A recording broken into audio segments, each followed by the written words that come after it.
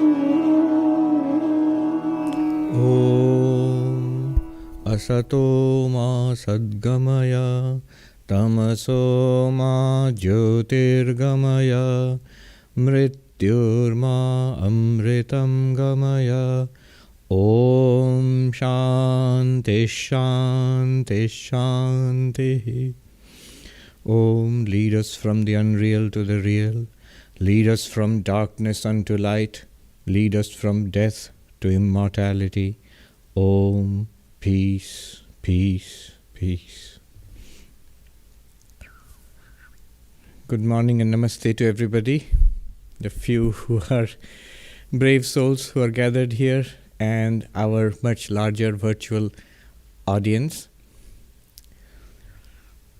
The subject today is Vedanta through 5 parables.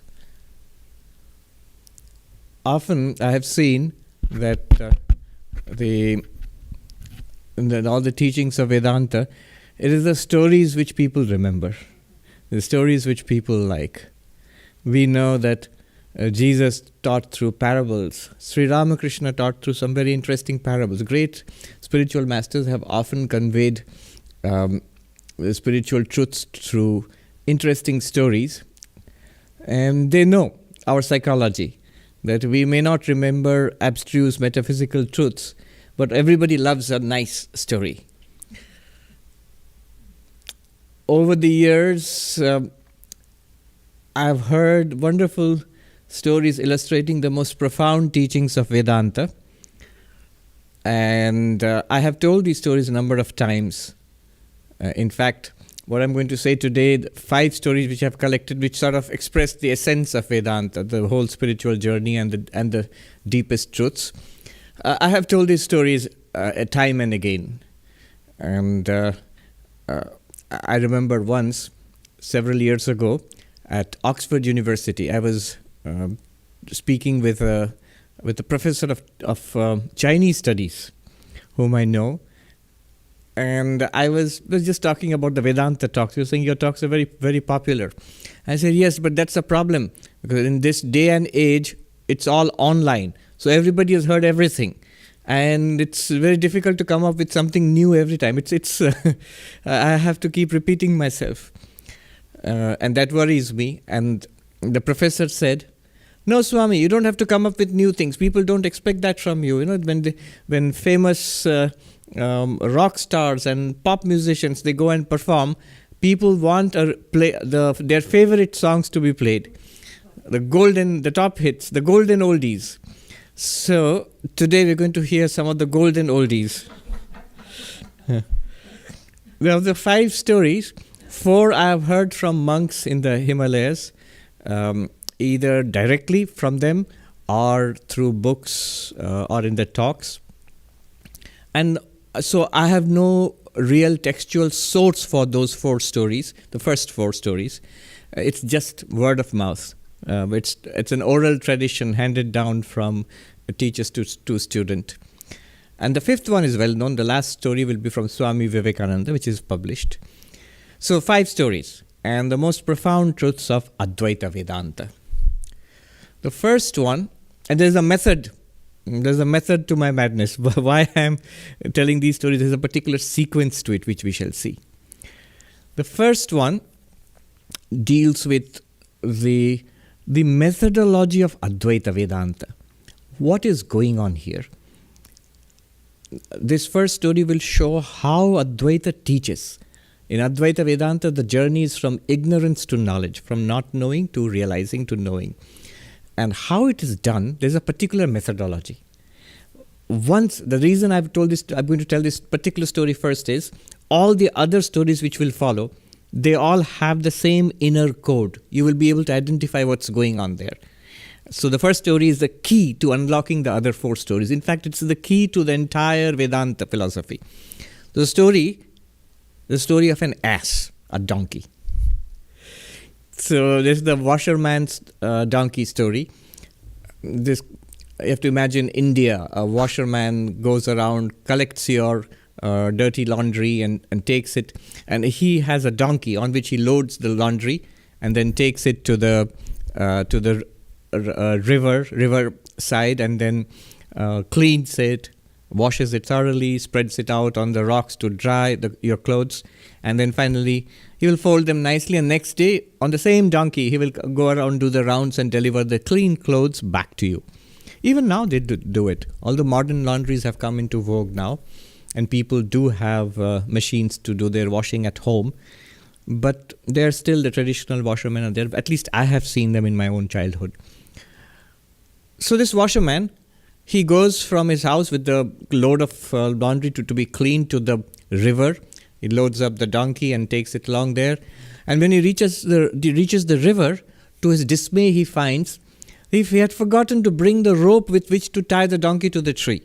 Now this is a disaster for the poor man, because if he has to go all the way back home, the day is wasted. And he can't leave the donkey untied, because if the donkey wanders off and that's it, it's like the washerman's SUV. He'll be ruined. He's a poor man. And he's now wondering what to do. He can't leave the donkey untended. And a gentleman of the village walks past and says, "What's wrong?" And the washerman says, "Oh, sir, I'm in so much trouble. This is the problem. I forgot to get the rope. How do I leave the donkey? I have to work hard near the river all day and I can't keep an eye on the donkey." The man said, "This is no problem at all. Just pretend to tie the donkey. Go through the motions. That's all. Yes, just make sure the donkey sees you." So he does that. He pretends to take out the rope and tie it around the neck of the donkey and tie it to the tree, and the donkey is watching him. And then the washerman takes the load of clothes and tentatively goes to the river and looks back at the donkey, and the donkey is also looking back at it, but not moving, staying there near the tree. And the washerman washes the clothes and once in a while looks back in the distance and sees the donkey is there. It's just eating grass and just staying there near the tree as if it's tied. In the evening, when he's all done, the clothes are washed and dried and folded. He brings them back and loads the donkey and says, "Hut, let's go back home." And the donkey doesn't move. Obviously, the donkey thinks it's tied. The washerman doesn't know what to do. I mean, if it was really tied, he could have untied it. But it's not really tied. What does he do? And he runs to the gentleman's house and says, "Sir, what trouble you have put me in. Now the donkey won't move."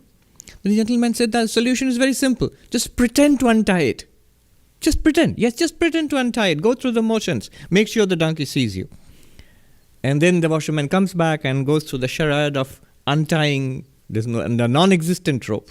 The non-existent rope. And the donkey watches. And then the washerman says, "Hut, let's go." And the donkey moves. So this story illustrates the whole spiritual, the philosophical methodology in Advaita Vedanta. In technical terms, this is called Adhyaropa Apavada. Adhyaropa Apavadabhyam Nishprapancham Prapanchati. This is the phrase. What does it mean? By the method of superimposition and desuperimposition, do the wise teach that which is transcendent, that which is beyond all names and forms and language and conventions, which cannot be expressed, which cannot be even thought about. How do you express the inexpressible, the absolute, being, consciousness, bliss, which is beyond words? Even when you use the words being, consciousness, bliss, what exactly is it that you're referring to? How do you teach that? This is the method. We will see what the method is, but the core of it is superimposition and desuperimposition. Somehow the donkey, which is free all the time, comes to think that it is tied. Similarly, we, the ever-free consciousness, awareness, unlimited being, immortal, we come to feel that we are in samsara. We feel we are tied to these bodies. We are born with the birth of the body. We age with the aging of the body. We die with the death of the body. This seems to be to us to be concrete truth. It's far from the truth. We are tied in samsara, and tied to people and bad relationships and financial problems and all sorts of unhappinesses in this world. Our own internal desires and frustrations and fears. We feel we're tired. It's concrete truth. How can you say it's not true? And yet Vedanta has this radical devastating bombshell. It teaches us that you're not really bound. And yet, we feel we are. Then what's the way out? The only way out is what was done with the donkey, is to dehypnotize, to show that you're not really bound. And that's all that Vedanta does. This feeling that we are bound, I am a body, I am a mind, this is called superimposition, adhyaropaha. And the whole technique of showing us that we are not bound, we never were, we are not, and we will never be, it's impossible. That we are always the unlimited, we are never limited as bodies. This technique is called desuperimposition. Swami Vivekananda called it hypnotization and dehypnotization. So this desuperimposition, in Sanskrit this is called apavadaha, desuperimposition. That is the going to the motions to the so-called untying of the donkey. So this is the method. We will see. An assignment to all those who are hearing these stories is that when we go through the remaining 4 stories, which will illustrate the central teachings of Vedanta, notice the superimposition and the desuperimposition. Always. In all Vedantic teaching, notice the superimposition, desuperimposition. All the stories, which we will see now, will have this superimposition, desuperimposition. Adhyaropa, apavada. The hypnotization and dehypnotization, pointing to the Vedantic truth. First is arguably one of the most popular stories. It has become very popular. Lots of people tell me, Swami, tell us that story. Is this true or is that true? Ye sach ya wo sach. So this story, I'll never forget the first time I heard it. It was really quite in dramatic settings. I was in Gangotri in the Himalayas, and this monk, after our afternoon prasad, after getting bhiksha food, we would go for a walk in the mountains surrounding Gangotri, 10,000 feet high in the Himalayas, surrounded by forests. The Ganges, Ganga rushing by, a narrow, fast stream, hundreds of feet below. And we'd walk the narrow mountain paths until it came close to sunset, and then we would go back to our huts, caves, whatever. So one day, while walking with these monks, one of those monks, he was a really good storyteller. Only later I discovered that he would lengthen the stories or shorten them according to the sunset. Like it would go on and on until the sunset. So one of the stories, which was this story of the Emperor Janaka. The mighty Emperor Janaka, he goes to sleep one day in his palace, and at night he's suddenly awakened. Your Highness, wake up! Your Highness, wake up! What's wrong? The enemy has attacked. The enemy is upon us. There's an invasion. We must go and defend our kingdom, our empire. And the emperor says, he jumps out of bed and he says, call out the army, call the generals, give me my armor, my bow and arrows, my sword and shield. And he goes out to fight the enemy in the dead of the night. And there's a terrible battle. And unfortunately, poor Janaka is defeated. He is captured by the enemy soldiers, put in chains, and dragged before the invader. The invading king says that, "Oh, Janaka, you are of royal blood, so I will not kill you. But you are banished from your kingdom, your empire. It's now mine. I am the conqueror. You are to leave henceforth." And so Janaka, poor Janaka, what can he do? He's wounded and exhausted and devastated by his terrible loss. He walks and walks, begs for food somewhere, begs for water elsewhere, and nobody is willing to help him. He was the emperor yesterday, and today nobody wants to help him. They are scared of the new tyrant, the invader. And they say, you go, leave the kingdom as soon as possible. And poor Janaka, he walks to the border, and he crosses over to the next kingdom, which I always say leads me to think that his empire couldn't have been all that big, if within a few hours he could cross the border. And then he goes there to the other side of the border, and there he sees poor people. It's like a soup kitchen, poor people are being fed. So in India they are called annakshetras, food places. So there's a long queue line of people waiting for the rice and lentils preparation. Khichdi we call it in India. And Janaka stands there hopefully. When it's his turn, he comes there, And the man who's serving, he says, "We are all out, we just finished." And Janaka can't take it anymore. He says, "Whatever is there at the bottom of the cauldron, of the bottle of the bottom of the barrel, just give me that." So whatever was there, the last dregs, those are scooped out and put in a bowl and given to this poor man who is obviously suffering.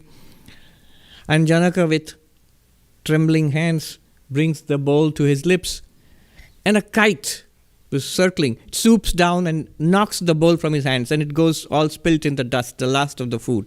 And poor Janaka can't take it anymore. He collapses on the ground there, and saying, "Ha ha." I heard the story in Hindi. "Ha ha kar karte hue," the monk said.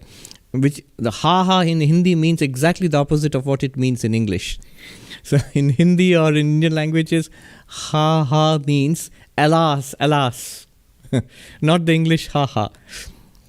And he falls on the ground, weeping, and sits up on his bed. His heart pounding and all sweaty, and he looks around in the dark royal bedchamber. He had obviously shouted, and the guard, the sentry, runs in and says, "Your Highness, is anything wrong?" Of course, at that moment, any one of us would have said, "Oh, that was a dream, a nightmare. Thank God, everything is fine." But he's a philosopher. Janaka is a philosopher. So he says, "Ye sach ya wo sach." Was that true or is this true? The sentry is bewildered. He doesn't know what to make of that. He runs and calls the queen. And the queen, grumbling, comes. It's late in the night. "What's wrong with the old man now?" And the emperor says, in a confused, in a pondering tone, "Yes, such, yeah, was such." Was that true or is this true? The queen is also confused and worried. She calls the doctor, and the doctor takes his pulse and says, "Sir, is anything hurting? What are you uncomfortable? What's wrong? Is this true or was that true?" And that's what he keeps on doing. And next day in the morning, no Twitter in those days, but the grapevine or the lotus wine. And the story is all around in the city and the marketplace that the emperor has lost his marbles. He just sits there saying, "Was that true or is this true?" And the sage Ashtavakra is visiting the city, and he's friends with the emperor. They have discussions on Vedanta on and off. So he hears that his friend the emperor has lost his marbles. He's gone crazy. He keeps saying, "Is this true or is that true?" So he decides to pay his friend the emperor a visit. The sage goes to the court, and the emperor is sitting there on his throne, surrounded by his queen and ministers and generals and courtiers. And everybody's bewildered. They don't know what to do. They go up to, you can imagine the scene, they go up to the emperor, "Please sign the bill to continue the government," or something like that in the past, in the Congress or something like that. And the emperor says, "Is this true or is that true? Is this true or was that true?" So the work of the empire has come to a standstill, and they don't know what to do. So Ashtavakra goes and says, "So emperor, how are you today?" And the emperor says, "Was that true or is this true?" And Ashtavakra, being this omniscient sage, of course knows what the emperor is referring to. So he says, that defeat, that humiliation, that terrible loss, and the pain and the hunger and the exhaustion, when you were rolling on the ground and crying, "Ha ha, alas, alas," is all of that here now, right now? He's emperor, as if coming out of a stupor, he says, "No, it's not here." And all of this, your might, your generals and your queen and your army and all of this glory, was all of this there at that time? The emperor says, "No, none of it was there." So emperor, neither this is true nor that is true. Na ye sach, na wo sach. Neither this is true nor that is true. The emperor is stunned. Is this a nihilistic philosophy? Nothing is true? And the emperor says, "So is nothing true? Everything is void, everything is empty? All is false?" And the sage says, "No, emperor. All of this, it is not true. It is an appearance. And yet you are here, you experience it, do you not?" So yes. And there, That was a dream. It's not true. That defeat, the exhaustion and all that humiliation, and the frustration and the pain, no. But you did experience it, right? You saw it. You were there. You saw it. You were there and you saw that. Emperor says, yes. You saw that and you saw this. You are seeing this. Yes. Then Emperor, neither this is true nor that is true, but you are the truth. Na yes sach, na wo sach, tum hi sach. Now this is the story. And this illustrates the core teaching of Vedanta. Brahma satyam jagat mithya jiva brahmaiva napara. Brahman alone is true, is the reality. The world is an appearance. And you, the individual sentient being, the one who considers himself or herself to be a samsari in trouble and sorrow, you are that absolute reality. How so? So this is a teaching straight from the Mandukya Upanishad, where we are asked to consider our experiences. Our whole days are constituted of waking, dreaming, and deep sleep. Our waking days. So I am the waker, and I have experienced my waker's world, the people and the relationships and the jobs and the house and my own body and all the issues that I have, all the hopes that I have, all of that I experience. That is called the waker's world. And I am the waker, this person in this body. But I fall asleep. And in no time, this entire waker's world is erased. Even my awareness of the body goes, the body is sleeping. My awareness now sees another world constituted by my mind. I know that after waking up. But it seems like a real world out there. And I am there in that world. I'm moving around, doing things and enjoying and suffering. That's a dream. So I am the person in the dream, the dreamer and the dreamer's world. Yeah. And then that also ceases. I go into deep sleep. No external world, no body, no mind, no subject, no object, all merged into one uniform blankness, deep sleep. That also comes, and that also goes. All of these come and go to one awareness. Oh, who is that? You! You are the one who sees the waking world. You are the one who sees the dream world. And you are the one who sees the darkness of the deep sleep. You, the awareness. As Ashtavakra said to Janak, to the emperor, Tum hi sach. You are the truth. But which you? The one who's sitting on the throne? The one who's rolling in the dust? Neither this body nor that body can be the ultimate truth. It came and went in your awareness. Neither this world of the empire and your glory, nor that world of the defeat and disaster, neither of them can be true. They came and went. But what is true? The awareness which saw both. Both are movies. But the one who saw the movies is true. To you, the consciousness is presented the waker and the waker's world. In Sanskrit, in the Mandukya terms, Vishwa and Jagrat Prapancha. To you, the consciousness is presented the second, the dreamer and the dreamer's world. In Sanskrit terms, in the Upanishadic terms, the Taijasa and the Swapna Prapancha, dreamer and dreamer's world. To you, the awareness is presented the absence of deep sleep, the blankness, the absence, not absence of sleep, the absence which is experienced in deep sleep. In Upanishadic terms, Pragya and Sushupti avastha. Sushupti prapancha. Now the prapancha literally means the world in detail, prapancha. So in Sushupti, in deep sleep, there is no world in detail. It's just a merged blankness. These are the three which come and go. Three sets. Three sets of what? Subject, object. Right now, there's a subject, you. And there's an object, this objective universe. In dream also, there's a subject, you, the dreamer. And there's an object, the dream world.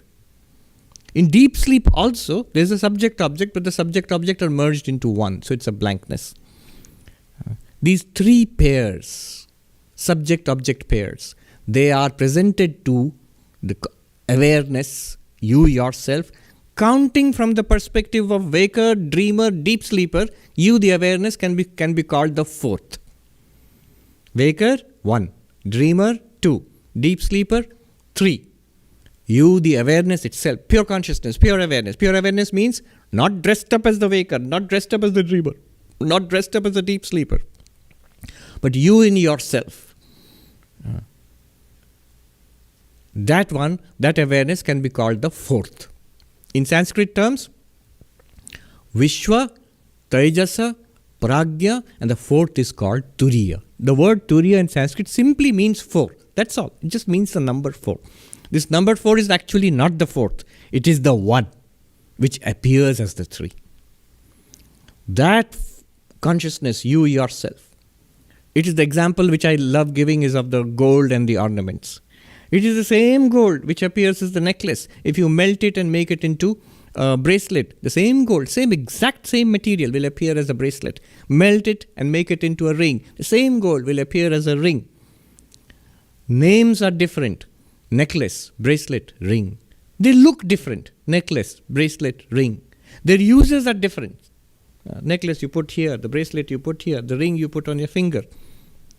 Name, form and use are different. Nama, Rupa, Vyavahara in Sanskrit. They're different. And yet you know it's exactly the same material. And that material gold alone is the reality. Not the name, not the form, not even the use. You see, how can you say that the name and form and use are not real? They're not real in a very technical sense. The technical sense is, without the gold, they don't stand. What does it mean? Without the gold, what will be left of the necklace? Nothing. Literally nothing. The form will disappear. Take away the gold, the form will disappear. With no form at all, can you use it? Can you put something around your neck? No. It will be like that emperor's new clothes story. The emperor has no clothes. Then what does the name necklace refer to? Without the form, without the ornament called necklace, what does the word necklace refer to? Nothing. It becomes a word without a referent.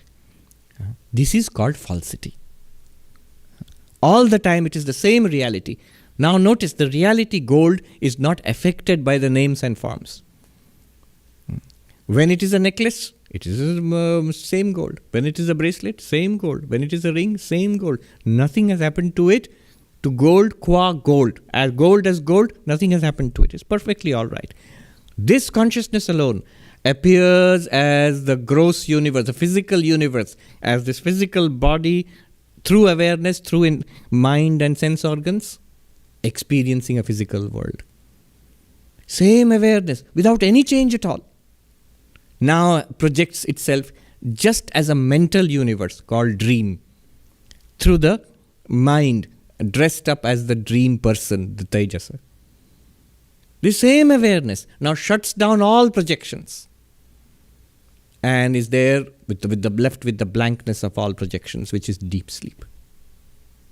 You are that awareness. It is not affected by the goings on in the physical world, the so-called problems, or the nightmares or the problems of the dream world, or the blankness of the deep sleep. They come and go. They are mere entertainment to you, the limitless awareness. And the Turiya, the seventh mantra of the Mandukya, magnificent mantra, which tells us the details of this. But this is the story. What have we learned? That this Turiya alone is real. Real in the sense, the rest are like movies. Waking, dreaming, deep sleep, like waking and dreaming are like two movies. Deep sleep is like switching up the movie. Turiya is constant. Then all of these movies and whatever is going on is within the Turiya. That within in the sense that it's not apart from the Turiya. It's not like actually a movie hall where you're sitting there and there is actually a movie separate from you playing. Movie is not inside you, movie is outside you and you are watching the movie. That's the Sankhya philosophy. The consciousness watching the play of Prakriti. But here in Advaita, notice, just as in a dream the whole thing is in your mind, similarly, the whole waking, dreaming and deep sleep are in Turiya, are an appearance in Turiya. They are not separate realities. It is non-dual. A movie is actually not non-dual. Actual movie, if you go to a hall, cinema hall and watch, it's not non-dual because you are the audience and there is the movie separately. Though it's a movie, it's not real, but still a separate thing apart from you. Here it's not like that. It's all within Turiya. It's all an appearance in Turiya, not different from Turiya. This is what is in Vedanta called Brahma Satyam Jagat Mithya. Brahman alone is real, the world is an appearance. And who are you? You are not really the waker. You are not really the dreamer. You are not really the deep sleeper. You are Turiya. This is the meaning of the phrase, Jiva Brahmaiva Napara. The Jiva is none other than Brahman. You are the Absolute. And now you can happily play being the waker, the dreamer, and the deep sleeper, knowing all the time that you are the Absolute. The actor can play at all kinds of roles on Broadway. None of the roles really touch or affect the actor. The actor can play a beggar without his financial situation being ruined. And equally, the actor can play at being a billionaire without actually becoming a billionaire. So none of the things that the actor plays in the Broadway theater actually affects the actor. Neither financially nor physically. Health can play a dying person, can play an athlete without becoming either. So you are that unaffected awareness. The projection takes three forms: gross, subtle, and causal. Gross or physical, which is this world. Still a projection. Subtle is the dream world, all mental. And the causal, which is the deep sleep, the seed form from which all of this comes. If somebody asks, now you are equating dream and waking. The Ashtavakra, the sage, said, neither this is real nor that is real. But dreams and waking are different. In Mandukya, which is very advanced non-dualism, dreams and waking are equated. The waking is no more real than the dream. We protest immediately. We say, no. How can the waking be the same as the dream? They're different. The waking is real and the dream is not real. How so? Well, we say, in the waking world, things work. So if I'm thirsty, the water in the waking world will satisfy my thirst. There is no such water in the dream world. It's a fiction. But that's not a valid comparison.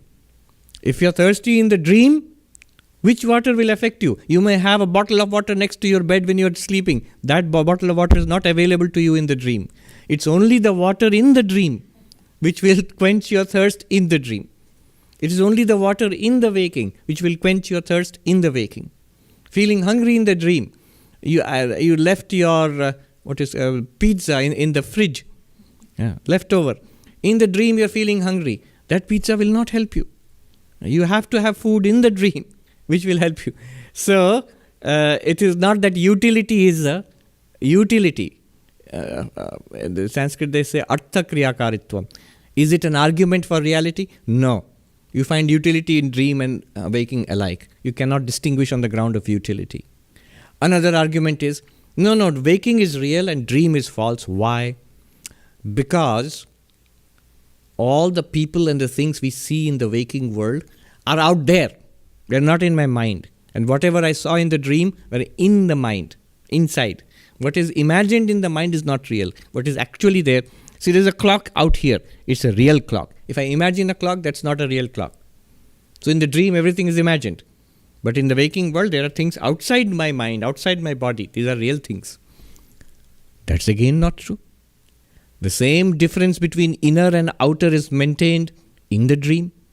In the dream, don't you see people and things outside? And don't you have imaginations inside, so-called inside and out? And when you wake up, the whole thing will have been imagined. The distinction between inner and outer, just externality, so-called externality, is not a differentiator between waking and dream. It's not enough to say that the waking is real and the dream is false. In dream also things appear to be external and internal to you. Similar is another argument which comes forth, is that in the waking world things are real because they are publicly. All of us see the same thing. We don't see my dreams. My dreams are private. They are my imaginations.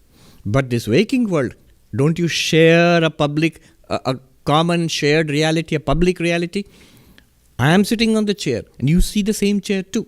You too can come and sit on it. You see it, you can use it.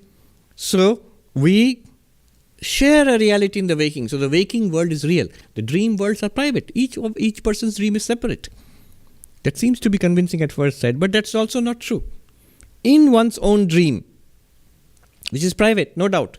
But in that dream, the distinction between private and public is also there. If you go and meet your friend, suppose you are having coffee with your friend, You have to sit outdoor, and now it's snowing or something. You can't. So, if you have coffee with your friend in a cafe in Manhattan, and it may be snowing, and people say that, oh, how can we have coffee here because it's snowing? Imagine there, your friend does not say in your dream, oh, all the coffee and the snow is in your mind, I can't see anything. No.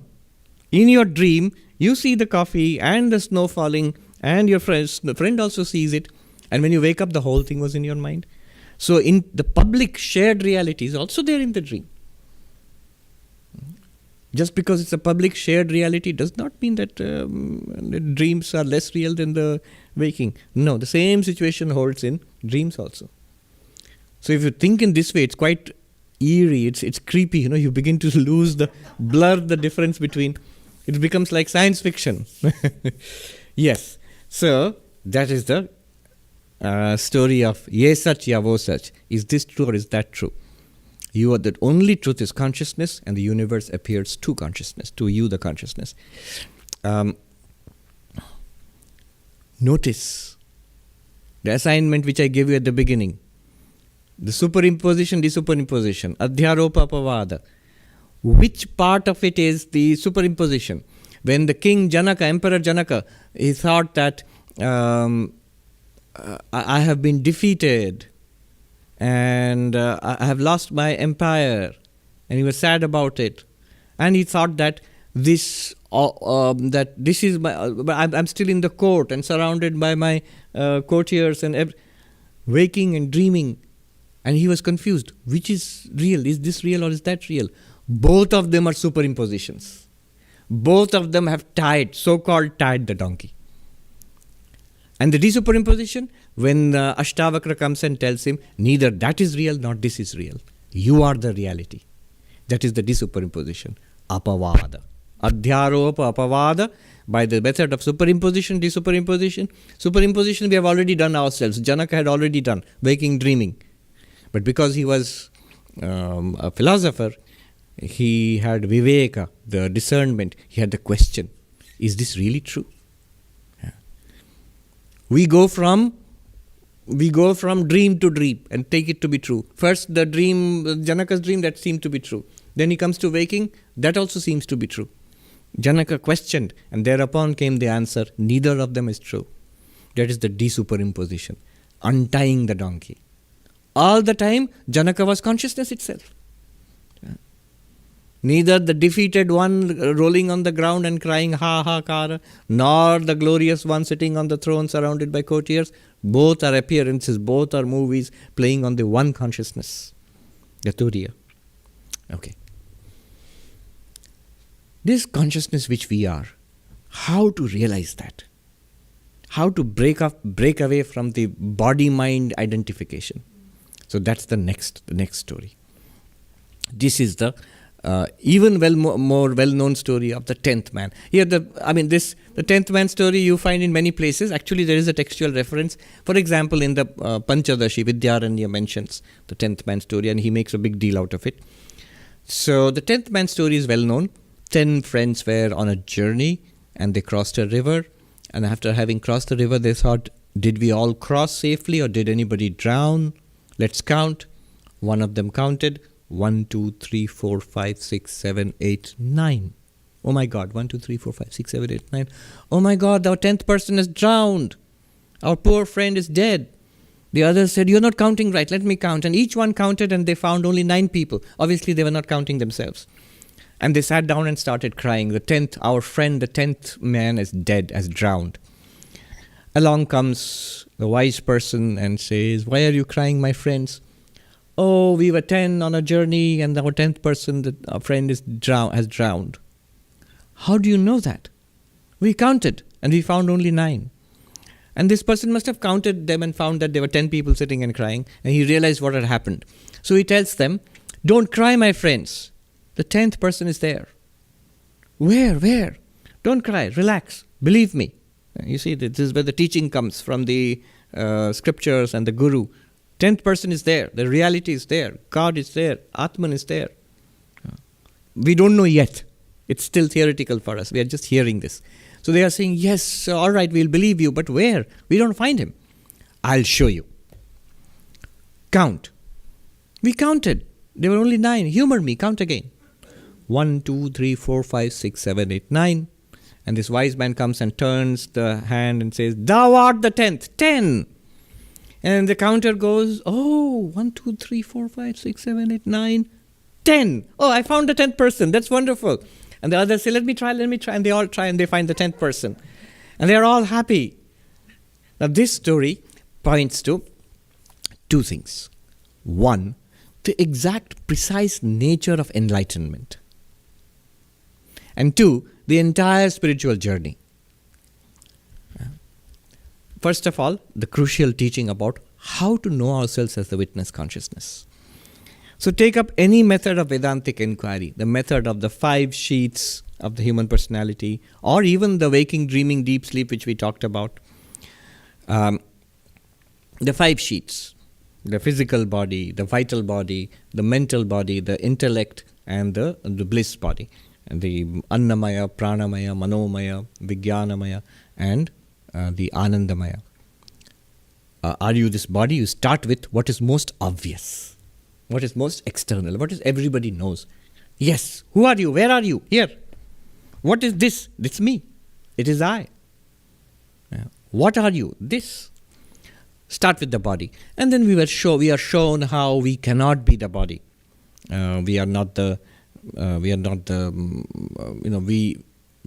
baby's body and the child's body and the teenager's body, middle age and old age. I identify with each one. I say I am the same one. The 2 are not alike. They are very different from each other. And yet I say I am that one, and that one. Therefore I, the unchanging and the completely changing body, I cannot be the same. The changing and unchanging, they cannot be the same thing. I am making a mistake here. Not only that, the body is something that I am aware of. I am aware of the body. The body is not aware of me. So I am consciousness, awareness. The body is non-conscious, insentient. Not only that, it's an object. I am the seer, the body is the seen. So because of these reasons, in Sanskrit, savikara, nirvikara, with change, without change. Drishya and drashta, seer and the seen. Chetana and jada, sentient and insentient. Because of these reasons, I cannot be the body. The body is here, but I am not the body. I am the unchanging, conscious seer. The body is ever-changing, not conscious, and it's the seen, the object. Then our attention is directed inwards. Let the body be like a sheath. The pranamaya, the breath, the life forces. The most obvious of which is the breath. Am I the breath? Am I life itself? And the same arguments can be applied. It is changing, it is an object, it is not conscious. You are unchanging, you are the subject, and you are conscious. How can you be the breath? Then our attention is directed inwards, further inwards. Not the Anandamaya, not the Pranamaya, but the mind. Am I the mind? Most people identify with the mind. I'm the person, this mind. The thinker, the one who feels, one who collects all perceptions, seeing, hearing, smelling, tasting, touching, that mind. Am I that? Again, same thing. The mind is ever changing. Happy mind, sad mind. I'm happy, I'm sad. I'm the same one who was happy and I'm the same one who's sad now. I'm the same one. The mind has changed so much. From childhood till now, the mind has changed so much. Imagine the thoughts we had when we were little kids. Imagine the feelings we had when we were little kids. The memories we had at one time. Very different from the thoughts, feelings and memories which we have now. Which mind am I? You say, no, Swami, you're confusing us. I was that mind and I am this one now. But the 2 are entirely different. How can you be the same and be entirely different at the same time? The once monk who was teaching said this in Hindi. Main dono hi hu. I'm both. I said, wonderful. Gada bhi or ghoda bhi. And you're the donkey and the horse also. The 2 are different. If the 2 are different, how can you be identical with and still remain the same? So it's logically impossible. So I'm not the mind. Am I the intellect which is doing all this inquiry? Same thing. Changing. Object. Non-sentient. Insentient. I am the unchanging subject. and conscious. I am aware. It is something I am aware of. I cannot be the intellect, not the Vijnanamaya. Then the blankness beyond that, which is experienced in deep sleep, Sushupti, Anandamaya, not even that, for the same reasons. And here the Upanishad keeps quiet. From Taittiriya Upanishad, this teaching is there. We are supposed to see the Atman, the pure consciousness. We are waiting. It will be revealed to us. Grosser, to subtler, to causal. And then the Atman? No. The Upanishad says nothing. Then I don't exist. You see, all that I thought I was now has been revealed to be not me. It's there, but it's not me. Then who am I?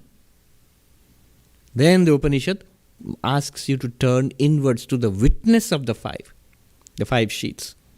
You see, why did the counter, one who was counting the 9 people, why did he not find the 10th one? Our answer will be, because he did not count himself. Correct. But why did he not count himself? Where was he expecting to find the 10th one? This is very crucial. He was expecting to find the 10th one out there. Why? Why was he so foolish? Because it's not foolish at all. He's very reasonable. He's operating on the principle where he found the other 9, the 10th one should also be there. Where else will it be? 1, 2, 3, 4, 5, 6, 7, 8, 9, the 10th one should be there, not there. Because everything that he found was objective, it's trained into thinking, habituated into thinking that whatever exists must be an object. But what about he himself, the subject? There's one thing which is not an object. Similarly, whatever we thought of ourselves as body and the vital forces and the mind and the intellect, and even beyond the intellect, the blankness, they're all objects. Ask yourself, to whom? That is the turning. At that point, you have to do it intuitively. Yeah. Vedanta has done as much as possible, taken you to the very verge of that luminous gap between object and subject. The next step must be yours. You must intuitively grasp, I am the awareness to which the 5 sheets appear. I am the awareness to which waking, dreaming and deep sleep appear. I am that 4th to which the waker, dreamer and deep sleepers appear and disappear. So that turning inwards, that's what the 10th man story shows. Then Vidyaranya shows the entire spiritual journey in Vedanta. First step in 7 stages through that story. 7 stages of the spiritual journey in Vedanta. First step, ajnana, ignorance. They did not know that the 10th man was there. They were not aware of the 10th man being there. Similarly, we do not know of ourselves as the Atman, as being consciousness bliss, as unlimited. We don't know. Somehow we don't know. We are born with this ignorance. Shankaracharya says in his Brahma Sutra Bhashya introduction, he says, Naisargiko ayam loka vyavahara. Naisargika means natural. We are born with natural ignorance about our own nature. He did not know. That's step 1. Next, what happens? Not knowing the existence of the 10th man, they fall into the error. Ignorance leads to error. In Sanskrit, ajnana to adhyasa. What is the error? He is drowned. He's drowned. The 10th man is drowned. We are led into error. What is the error? Not knowing that we are pure consciousness. We are presented with a body and mind. The error, I am this body and mind. Its hunger is my hunger. Not that I am the awareness of the hunger, which is the truth actually, but I am hungry. Its pain is my pain. Not that I am aware of the pain. It's I am in pain. It hurts. I am in hurt. It starts naturally as babies. So I identify with it directly. You don't have to go to ignorance school to learn ignorance. You have to go to knowledge school to learn knowledge. The ignorance, Shankaracharya says, naturally it comes. Ignorance to error. Second stage is error. Ajnana to adhyasa. What happens? The man is dead, is drowned. Not there, therefore drowned. Third stage, sorrow. They sit down and cry, alas, our poor friend, he drowned. Now we have lost our friend, the 10th man. This is called samsara. not knowing our real nature, we make the error. Third stage, dukkha, samsara.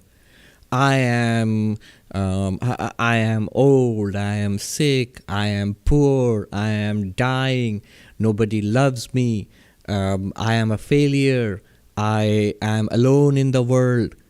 All false, totally false. This is samsara. This is the third stage, samsara. Fourth stage, the guru comes and tells, the 10th man is there. That is, 10th man is there. He tells the truth. The Guru, the Upanishad comes, Vedanta comes and tells us that there is, you are the Atman. Tattvamasi, you are the Atman. There is the Atman which is existence, consciousness, bliss. This is called paroksha jnana, the indirect knowledge. The stage at which we are told. We don't know yet. We read it. We hear of it. We admit that this could be a possibility, but we don't see it. That's the stage at which those travelers said, where is the 10th man? You are saying the 10th man is still there. We need not cry. The Guru says, do not grieve. Means God exists, Brahman exists, that Atman is there. You are actually free right now. There is no sorrow right now. But we see sorrow, we see suffering. How is it that I am free of suffering right now? I will show you. This is paroksha jnana. Then comes the aparoksha jnana, the direct, the showing.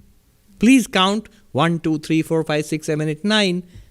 Thou art the 10th. Dashamastvamasi in Sanskrit. Thou art the 10th. Oh, I am the 10th. This is called aparoksha jnana, direct knowledge. When the Guru shows and you practice it, you notice the physical self, the I am not the body. The vital body, I am not that. The mental body, I am not that. The intellect body, I am not that. The blankness beyond the intellect, the causal body, I am not that. And intuitively you grasp the consciousness. Grasp means I am that consciousness. I am the awareness of all of them. All the problems of the body are in the body. All the problems of the mind are in the mind. All the ignorance and confusion in the intellect. I am the witness of all of that. I am free of ill health, COVID. I am free of hunger and thirst. I am free of depression and frustration. I am free of ignorance and confusion. See the 5 sheets, the problems associated with them. I am the witness of them. I am not saying that they are not there. Those things are there in where they belong.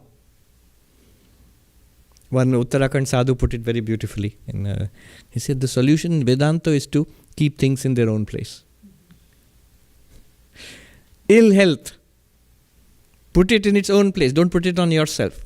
It doesn't belong to you. It belongs to the body. See, no denial, no escapism.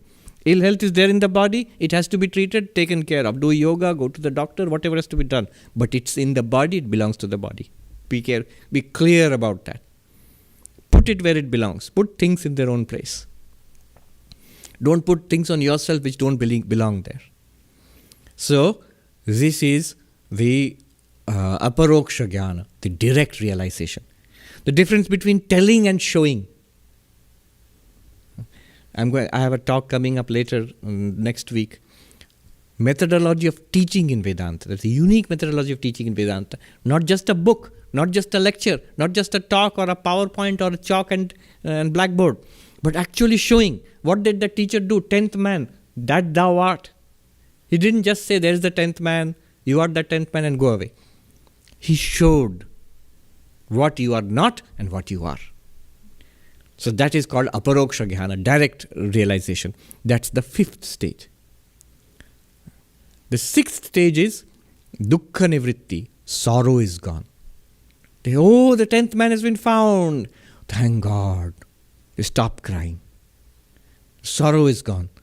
I cannot die. Poverty and ill health do not affect me. Things done and not done. They say enlightened person characteristic. Interesting characteristic of enlightened person mentioned in the Upanishad.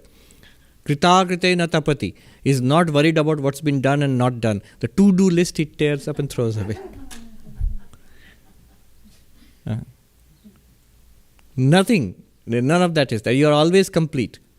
The doing and not doing, things left undone and things which have been done, neither of them can complete you or diminish you in the least.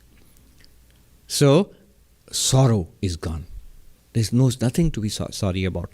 Even the past, still, now I realize I'm all right, but in the past so much suffering, that suffering also was not necessary. There's no reality to that, like the suffering in a dream. I was all right then too. And because I am the underlying reality of the universe also, everybody in the universe was all right, is all right, and is going to be all right. It's perfectly all right. Then what happens? 7th stage. Ananda Prapti, bliss, joy, fulfillment. This very unlimited nature of the theory of the Atman, which is realized, that itself is joy. There's nothing lacking anymore. A sense of fulfillment comes, and an unshakable, such a secure sense of fulfillment. It cannot be affected by anything in the world, external or internal in the mind. Nothing can affect that fulfillment. Even in the worst of sorrows, Gita says, na dukkhena guruna api vichalyate. It cannot be affected. So 7 stages. Ajnana, ignorance, then error, adhyasa, and then the sorrow, samsara, dukkha, then the indirect teaching, the knowledge you get from teachers and books, and then the direct realization, paroksha jnana, then the dukkha nivritti, sorrow is removed, and then finally the ananda prapti. Of course, dukkha nivritti, ananda prapti, they come immediately after direct realization. 7 stages, all illustrated by the story of the 10th man. Such a wonderful story, you see. The whole of Vedanta is packed into it. The stages of spiritual life. The methodology of difference between telling and showing something. That skill in teaching. And the exact nature of enlightenment, that turn inwards. Those 5 I am not, the 5 sheets. 3 states of waking, dreaming, deep sleep. I am not. The causal, the subtle and the gross. I am not. I am the one to whom they appear. That turn, intuitive turn. It's all illustrated by this one story. Again, try that superimposition, desuperimposition, your assignment. What was the superimposition? That the 10th man is dead. And consequent sorrow. What is the desuperimposition? The 10th man is alive and showing that I am the 10th. That same tying the donkey and untying the donkey. You see, the same thing is going on here. Not one bit different. Then the 4th story, where the result of all enlightenment is shown. How is it that realizing I am the Atman will solve all my problems? All your desires are fulfilled by realization of Brahman. So ashnute sarvan kaman saha brahmana vipascheteti. Taittiriya Upanishad says, the one who realizes Brahman, I am Brahman, all desires are fulfilled at once. How? All sorrow and lack is removed at once. How? Just by knowing something, how is that all desires fulfilled? Something we are running after crazily throughout our lives. How can it be fulfilled all at once, at one instant and forever? So the story of the princess of Kashi. Another golden oldie. So in one ancient Indian kingdom, a theatrical performance was staged in the king's court, and one of the characters was supposed to be the princess of Kashi. Kashi is Benares, the ancient spiritual city. So the princess of Kashi is this play is not in Kashi, it's in some other kingdom. And the princess of Kashi is supposed to be a character in that play. Now the queen said, who is going to play? This princess of Kashi is supposed to be a little girl. Who is going to play the little girl? The queen said, well, the prince, her son, was 5 years old at that time. You can dress him up as a girl. He looks cute. You'll put him and dress him up as a princess, and he'll be the princess of Kashi. And that's how it happened. And the play was staged successfully. The prince looked so cute in the princess's dress that the queen said, paint a photograph. Now, nowadays, selfie or photograph. But in those days, you had to get the court painter, and the prince had to pose in the dress, and the painter painted him princess of Kashi, dated so and so. Big portrait was made. 15 years passed. The prince grew up and was doing all kinds of princely things, riding and shooting arrows and learning and things like that. One day, while exploring the palace, he went down to an attic, to a cellar, an old place where junk was kept. And he found this old painting. He wiped the dust of it and he saw the Princess of Kashi and saw the date 15 years ago. Oh, she must be my age now. And he fell in love with her. I will marry this. She will be my queen. Without her, I will not be happy in this life. Now, he is too shy to tell his mother or his father, but he moped and he wouldn't pay attention to his studies or his training as the prince. And everybody noticed that the prince is not happy. But why? He wouldn't say. So one day a wise old minister took him aside and said, Prince, what ails you? You can tell me, confide in me. He said, I am in love. Oh, good. Who is she? She is the Princess of Kashi. Oh, good, a princess, even better.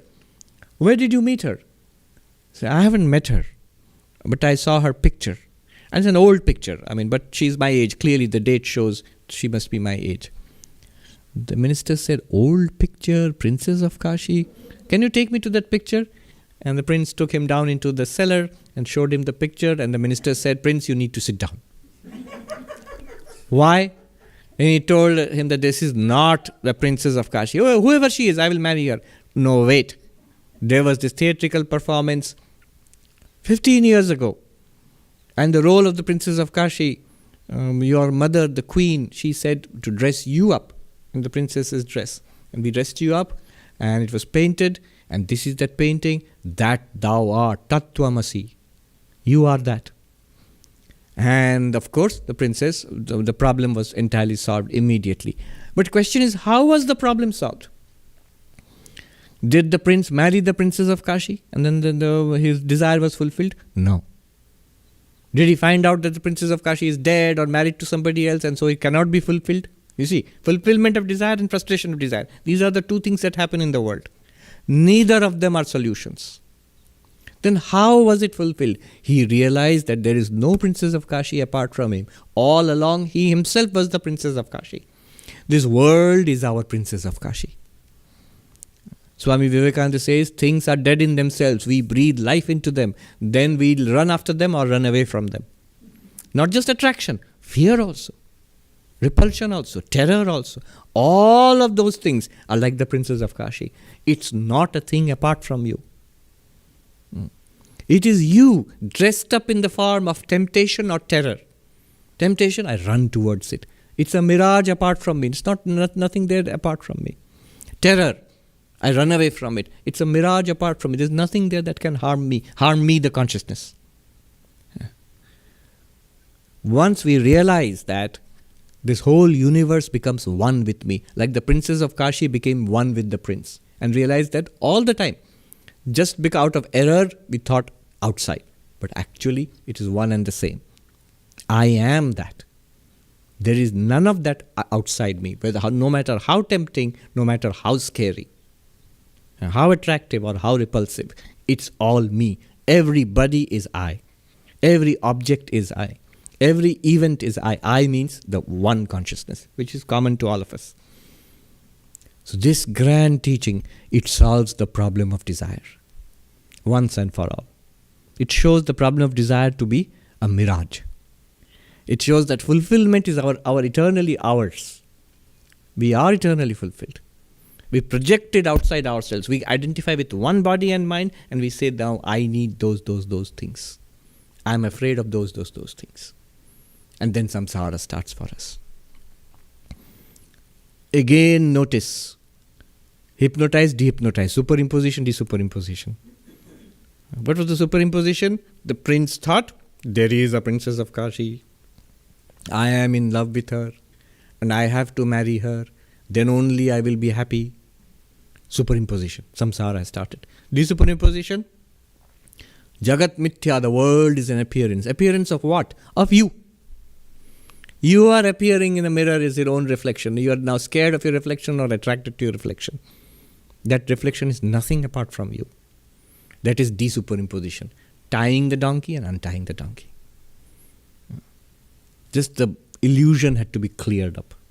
The problem had... this is not to be solved. It's to be dissolved. What is the solution? The solution is, there is the princess of Kashi and now we must give her a proposal and get married, get the prince married to the princess of Kashi. That's a solution. Or it's a failure, that maybe she's already married and there's no possibility of you marrying the princess of Kashi. That's solution, successful or failure. But that's not true. That's still within the mirage. The truth is, there is no princess of Kashi apart from you. That is the untying the donkey. Same method. Adhyaropa apavadabhyam nishprapancham prapanchate. By the method of superimposition and disuperimposition is the transcendent taught. Final story, fifth story. This is a real golden oldie because Swami Vivekananda is one of his favorite stories and it sums up the whole of Vedanta very nicely. Now it's a very popular story, even children, they read about it. And it can be applied, you don't have to apply just to Advaita Vedanta. It's something that we can interpret in any context. It's a very positive story. So this lioness who was hunting a flock of sheep, she jumped on the sheep and she was heavy with young and she died and gave birth to a cub. And the lion cub, the little cub, its mother was dead and it's surrounded by sheep and the sheep took care of it. And it slowly grew up thinking it was a sheep too. And over time, it bleated like the sheep, it made sheep friends, and it ate grass and walked around in the herd of sheep till it grew to be this huge young lion. But it still moved around with the sheep and ate grass. Now one day, this big old lion was hunting and saw a flock of sheep. It was going to attack them and eat. And then it saw in the middle of the sheep this huge young lion. Magnificent, handsome young lion, but bleating like the sheep and eating grass. And the old lion was very puzzled. What's going on here? So he carefully stalked the flock of sheep and isolated the young lion and ran after it. And the sheep ran, bleating in fear. And the young lion also ran, bleating in fear. Till the old lion went up to it and pounced upon him and caught him. And dragged him off away from the herd of sheep. And said, "Why are you behaving like this? You are a lion just as much as I am." And the young lion said, "Oh sir, please let me go, you're scaring me." He said, but you are a lion. Why are you bleating?" "No, I'm not a lion, I'm sheep, I'm a sheep." "Well, you come with me." And he takes him and shows him in a pool of water. "What I am, that you are also. Look at my face and look at your face." At first, the young lion was scared and trembling. And he saw, oh, the same face. Lion's face there and my face is the same thing. I am a lion too. Now roar like me. And he roared. And the young lion also roared and realized his identity as a lion. Remember, he was a lion to begin with. What is the sheep? Material universe, the 5 elements. In the midst of the 5 elements, earth, water, fire, air, space, this physical body and the vital body and the mind, in sitting in the midst of that, I, the consciousness, I also think I am like this. I am this material creature, subject to all change and destruction and death, limitation and sorrow. And when confronted by the universe, I get scared. I'm so tiny, I'm so helpless, I'm so limited. Born just the other day and now going to be extinguished. And then the Guru comes, the Upanishad comes, Vedanta comes and says, you are the lion of Vedanta. You are not a material creature.